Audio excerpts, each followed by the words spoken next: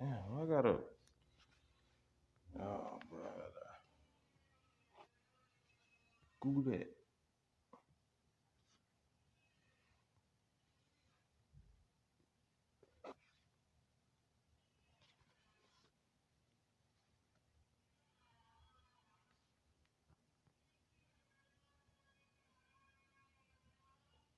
I guess this would be part of it.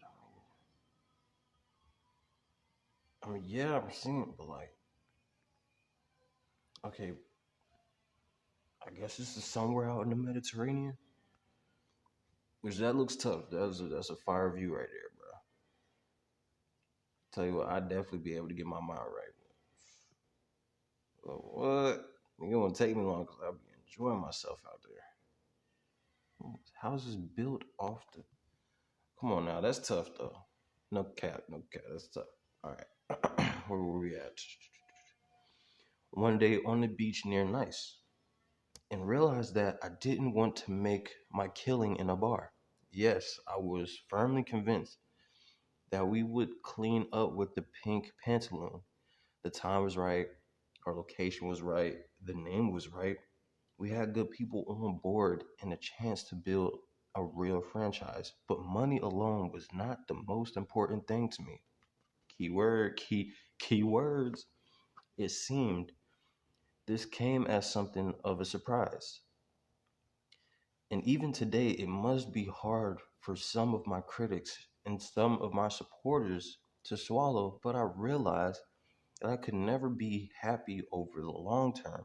Selling beer to college kids, I would it would be fun until we got up and running, but then I'd be out the door. It was still a great deal, but in the end, it just wasn't the deal for me. I decided there on the beach that day to continue my airline career. Eastern had some of the same negatives as TWA, but it at least offered a change of scenery and entry at perhaps an earlier stage in the company's development. Plus, in his 2 years on board, Floyd Hall. All right, we're gonna keep saying his name. We gotta put a face to. We gotta put a face to a name, bro. Face to a name, bro.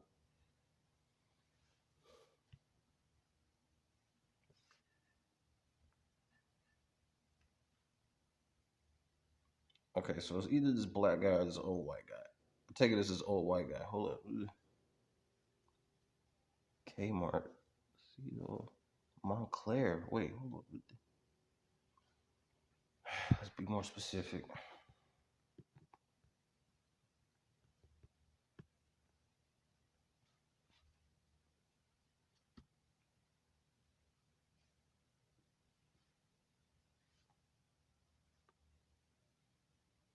Okay, this guy. That guy. Floyd Hall. Jeez, he lived to 96? Man, they were old. Okay. Where was that? Where was that at?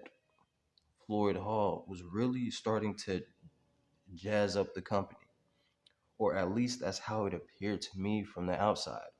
And indeed, from my first days in the company's offices in June 1965, I was taken by the differences between it and TWA. Eastern was a much sleepier place, but more new colleagues, much sleepier place, but my new colleagues took their job very seriously. Also, there were no young people at my level in the New York offices, whereas at TWA, there were plenty.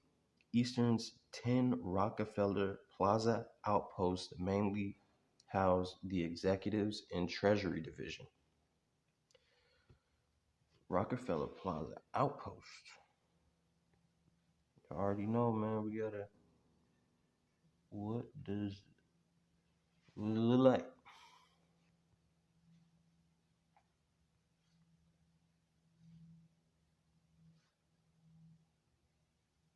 On Rockefeller outpost.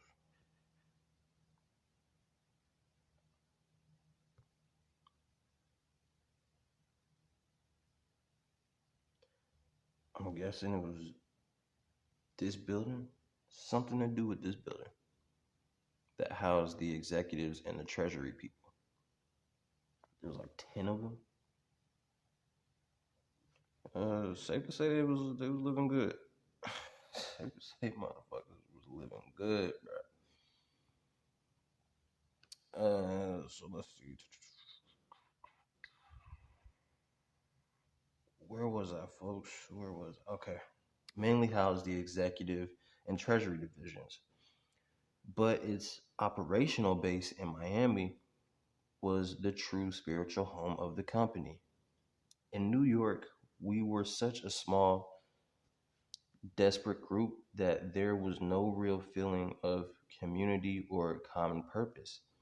I missed the sense of being part of a team, but I was quick to see that there were some benefits to this pared down environment.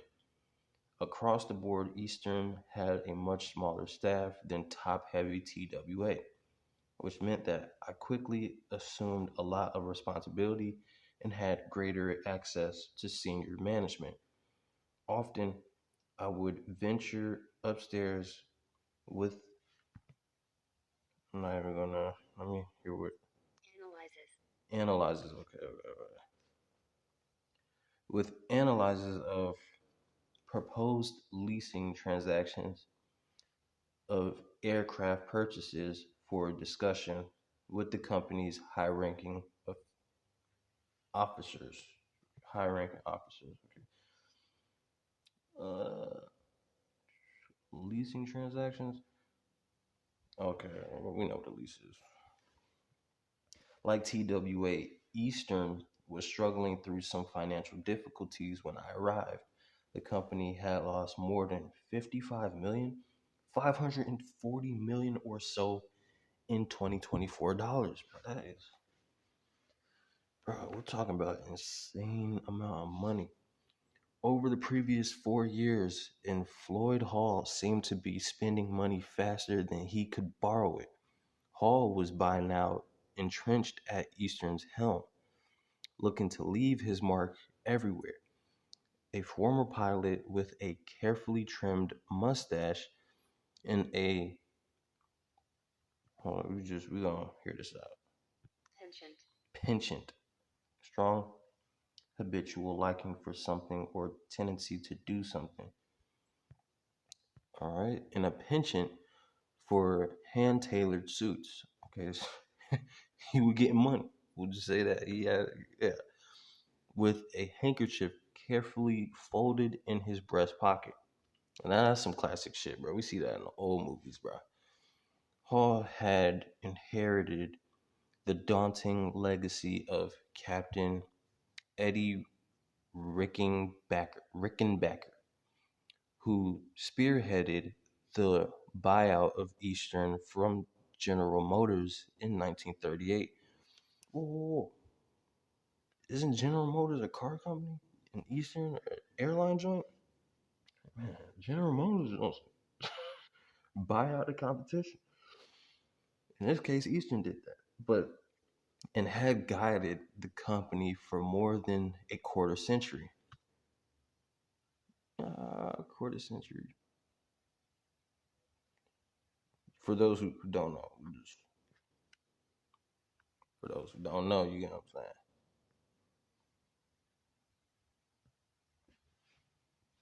For those who don't know, you'd be surprised. Some people don't know how long a quarter century is. Oh, we're past a quarter century in this year, bro. We just passed the quarter. That's crazy. All right. Captain Eddie, on the few occasions he visited the Eastern headquarters, cut a larger than life figure. One day, I asked my boss if I could meet Captain Eddie, who kept an office after his retirement from Eastern at nearby 630 35th Avenue, then known as the International Building. His modest office. Now we gotta see what this avenue looked like, though. Just painting a picture for us. You feel what I'm saying? Like really putting us in the shoes of what this author would have been seeing.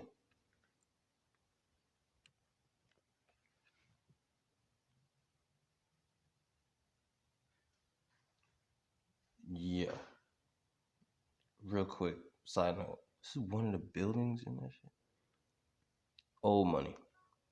Not new money, old money. Okay, well, this is. Okay, I'm assuming it's the central area for where they offices were at.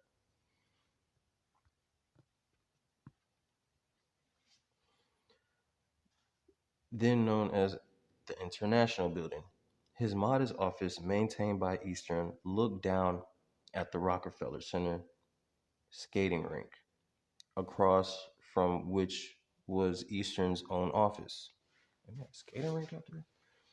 He seemed a subdued man in his later years, particularly to a 25-year-old who had heard so much about the successes of the World War One flying ace.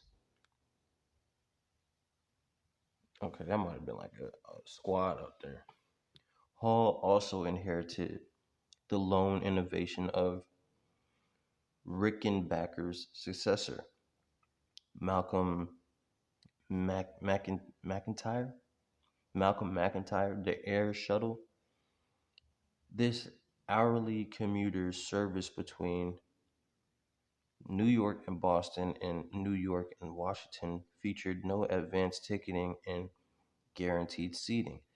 The shuttle was a huge and immediate success. McIntyre had made an unprecedented pledge that was a stroke of marketing genius. Eastern would guarantee a seat on its hourly no reservation flight and send out an extra plane even if only a single passenger couldn't get a seat on the first flight. So they looking out. They looking out. That's a good strategy. By the time I joined Eastern, the shuttle had flown nearly 10 million passengers over the course of just 4 years and was on its way to becoming the company's most profitable service. During those first 4 years, Eastern had to roll out an extra plane to accommodate a single over the limit passenger on only 16 occasions. And each time the company reaped the combined benefits of free publicity and the everlasting goodwill of regular shuttle commuters. For the most part, though, Eastern offered its passengers a shoddy product in 1965. The planes were dirty and in need of cosmetic repair. Even the shuttler's prop jet Electra fleet was worn down, although business travelers were so pleased with the low fees and guaranteed seating that they were willing to look past the fraying seats and pinched carpeting. Hall made some honest attempts to change the company's shabby image, but he tried to do too much too soon. He hired the consulting firm of these words, man. Lippincott. Uh, sort of business out there that could help these planes. Lippincott in Margulies. Lippincott and Margulies to put a new face on things before he made any substantive substant substantive changes. He modernized Eastern's famous Falcon insignia, called for new colors for the planes, and ordered new uniforms for the flight and ground crews. He even approved the company's new tagline, "The Wings of Man." That was a good read, man.